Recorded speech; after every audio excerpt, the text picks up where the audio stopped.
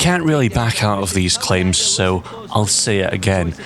I may have stated that ever so possibly, maybe just a little tiny bit, ever so possibly, that Burnout 3 is possibly ever so slightly the greatest racing game in history. And I'm right. Oh, but what about Forza Motorsport? And what about Gran Turismo? What about... Stum. I don't care about your Gotham City racing or your whatever else that you've got lined up. None of it compares to Burnout 3 Takedown. A blink and you'll miss it racer that is so satisfying and yet so frustrating. You'll be screaming at the TV and inventing new swear words. Endlessly cathartic and yet somehow also so frustrating. The core gameplay loop of Burnout 3 Takedown is essentially press down the throttle, X in this case, and go like a bat out of hell in an attempt to try to win a race, but you also have other issues plaguing you, such as risk and reward. A large portion of the game is balanced around risk and reward, such as near missing buses, cars and everything else, as well as being on the opposite side of the road, which gives you a little bit of boost. However, you can extend your boost a little bit and get more, a lot more, quite a bit more, so much so that you might be able to go around half the track before you've run out of boost. How do you do it? You kill your opponents.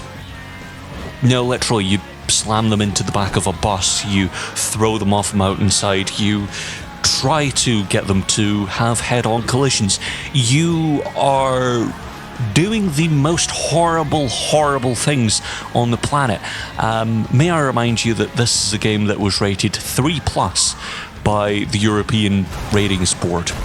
Also, it was T for teen in America, and, you know, all those places.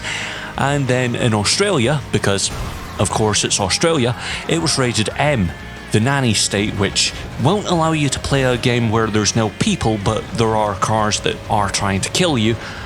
But they will allow you to have drive-through bottle shops.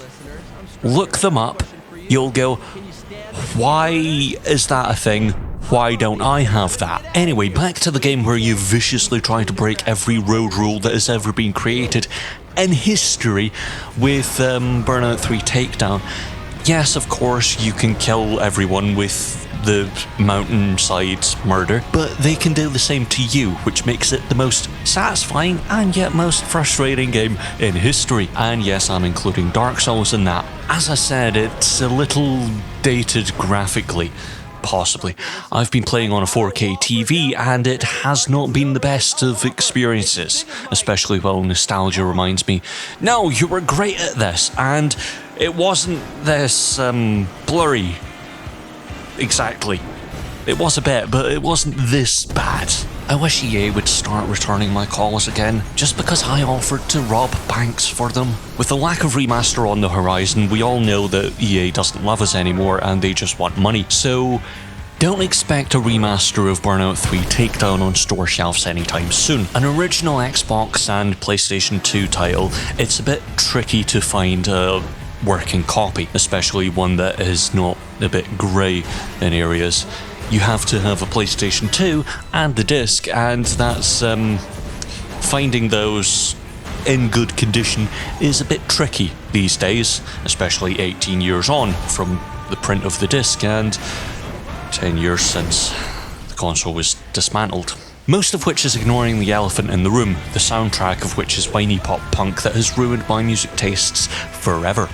And I love it. Burnout 3 Takedown is a moment in time. The PS2 is a capsule of colour and exuberance and wonderful ideas that just you don't get now. There's no risk, there's no reward for that risk. There's nothing that is exciting about modern video games. Every racing game now has to have branded cars, and it's just a bit dull. Everything has to be the greatest graphics and the greatest this and the greatest that and 4K and blah blah blah blah blah, and that's just not getting anywhere near the greatest racing game in history. A colourful and exuberant little bundle of hell. It is wonderful hell.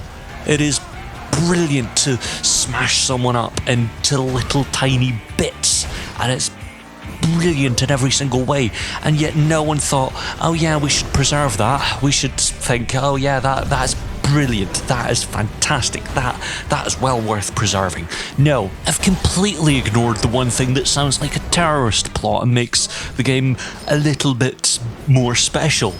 Okay, yeah, maybe saying terrorist plot in 2022 is a bad idea, but still, you end up driving a very fast car into multiple lanes of traffic and tried to kill multiple people because it's a puzzle game. Yay! I'm pretty sure I'm now on a watch list. Hi, NSA.